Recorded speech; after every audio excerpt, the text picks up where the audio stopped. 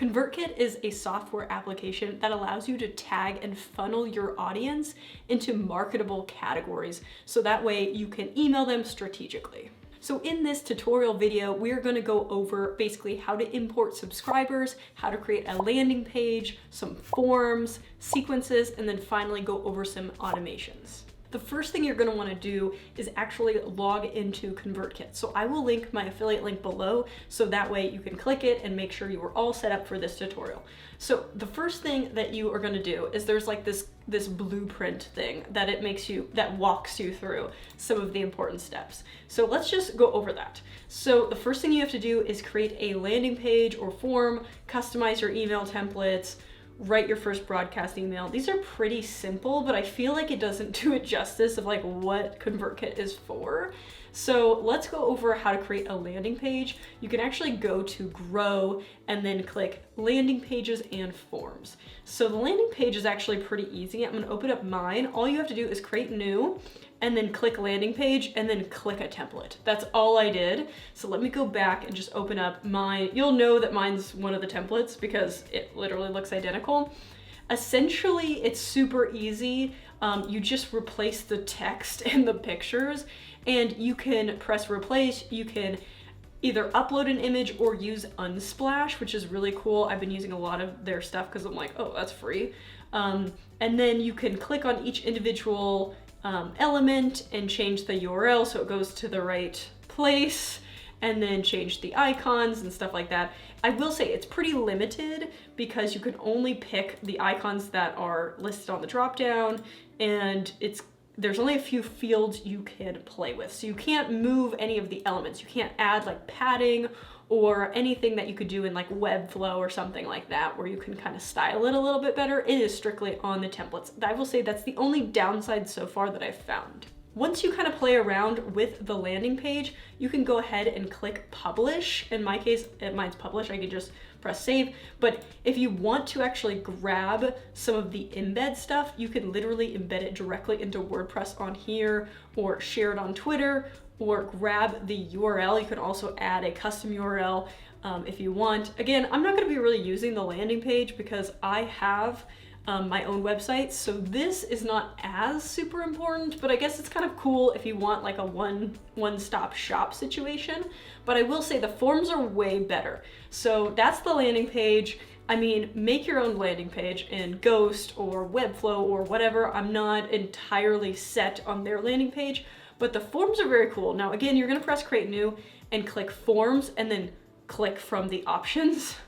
It's really not that deep. So once you click from the options, I grabbed just a basic newsletter form. This is one of the templates.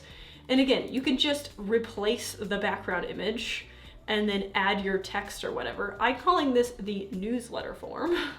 And then there's a little entry for email address. Now, the coolest thing about this is you can actually click this publish button, and then you have the code that you can then copy and paste into Webflow. So if I look at my Webflow stuff, I can add an element of my custom code if I pay for it. I'm using the free version. But if I had it one, I could drag and drop it in there and then copy and paste my code into there. Or if you have like, you actually are coding your own website, the code's here too. And also there's a WordPress section as well. So super simple, super easy. I really like that as well. So kind of cool that you can throw that on your website.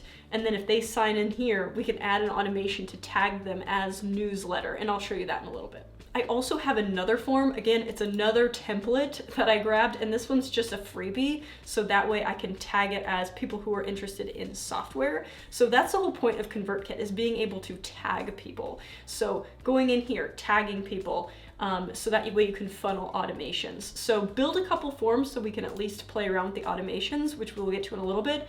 But let's take a look at actually getting your subscribers in here. Now, I'm my only subscriber right now because I haven't played too much with it.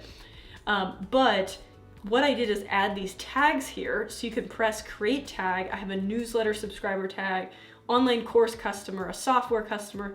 So I'm gonna build an automation so when somebody enters their email address into that software freebie, I'm gonna tag them as a software customer, and then I can add them to a software customer email or something like that. Like that's the whole point. Now segments are overarching parts, like they're a little too intense for us, but if you had like different parts of your company, one was like maybe all about construction and one was all about software, you can segment people into the different groups. But for now, I mean, I think the tags is just as good. But you can add your subscribers here. You can add a single subscriber, which is what I did, or import as a CSV. Now, to keep in mind, if you import as a CSV and it's not the same columns, you have to go into your subscribers. So if we go in here and I click me, I can add a new field. So I would add a location field if I was pulling my subscribers from Ghost, because Ghost has a location section. Or you can just chop that and not have that and then import it without adding a field, but just be warned, if you need to add a field, you have to go in individually, add it, and then it will add that field for all the rest. And then that way you can import your CSV file. So if we look at, again, the actual blueprint of this, it's pretty limited. They didn't even talk about importing subscribers. They don't talk about sequences or automations, which is what I think is the most important part of ConvertKit. That's like why you're using it. So let's go over sequences. So if we go into sequences, there's a nice little tutorial here, but you basically add a sequence. And I'm gonna add just a newsletter sequence. So I'm gonna use my newsletter email template, which you can create in that little blueprint thing. Again, it's just gonna be a standard template, nothing crazy here. And you can go in here and make your landing pages and forms, and email templates are here. So you can go in here and click email templates. Again, super simple, but I'm in sequences. So now I have like this, write a compelling blah, blah, blah. And then I can say after 1 day. So let's say, I'm just gonna call this newsletter win after 1 day. So once they subscribe, they'll get this a day after. And then I can even funnel it and say, you could exclude people. So let's say that are subscribed to forms, and we could say, if they're subscribed to the freebie form, we're not including them. So kind of cool that you can add that filter. So we can press add filter. So now it's saying that, you know, you're not gonna, if you sign up for the software freebie, you don't get the newsletter. Kind of, so it's again, that's the whole point of ConvertKit, is so that you can actually like segment people. So then we can add another email. So you can add multiple emails and say this is like email 2, newsletter 2, and it's after 1 day, or you can say 1 week, 1 hour. Geez, that's like intense. Or you can say you want it on certain days, you know, whatever your heart desires here. And so then you have this like basically sequence. So if we publish this, and we can go back, we can name this sequence, which is probably what I should have done. Let's call this a newsletter sequence. So that way when you build the automation, it's like super clear. So we have our newsletter sequence. So now you can see on the right all the emails. You can add as many as you want. But the cool thing is once you have your sequences set up, okay, so now broadcasts are mainly for if you send out a mass email to everyone. So you can mass email everyone tagged as software freebie or whatever. But the cool thing is the visual automations. So now we're moving on. I know this is going really fast, but rules, I have no idea why they have rules on here, because they're just a shittier version of visual automations, at least from what I'm seeing. Because the visual automations are gonna be really cool. I'll walk you through them. The rules are like if then that rules, they're just one and done. But I like the visual automations. I think they're way cooler. So if we do, I'm just gonna do empty automation because I just wanna build mine from scratch. But essentially you can say, let's say somebody joins a form, right? Okay, so let's say they join my newsletter form. Great. Then you can add that as an event, right? Okay, so somebody signs up for the newsletter form. Then you can add a plus and do an action, a condition, or event. So you can say, if they sign up for this form, they're going to receive the email sequence, and we're gonna click the newsletter sequence that we just made. Press add action, and bam, you have, okay, they sign up for the newsletter form, they get the newsletter sequence. You can also add a condition, which is kind of cool, and a tag. So let's say, let's add a tag in between that. So let's tag them.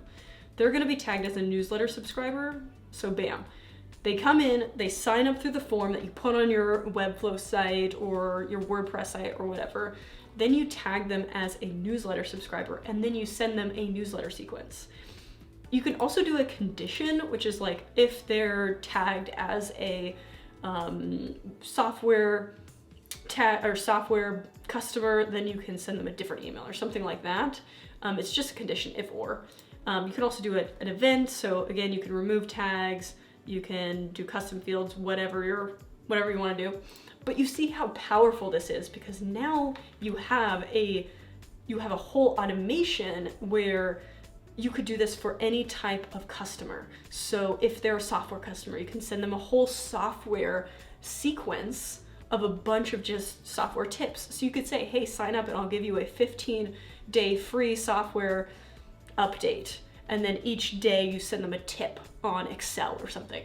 So this is where I feel like the coolness of ConvertKit comes into play, because the other stuff is cool, whatever, but this is like automation. This is really starting to segment people, you know, tag them, send them a newsletter sequence, send them other sequences, add them to different lists.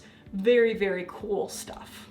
Now, ConvertKit isn't the only option if you want to tag certain subscribers and then send them out different emails. There's also a company called MailChimp that is very popular as well. So you can check that out if you want, because it's always good to have other options, and especially if they're competing against each other, sometimes they'll lower their rates.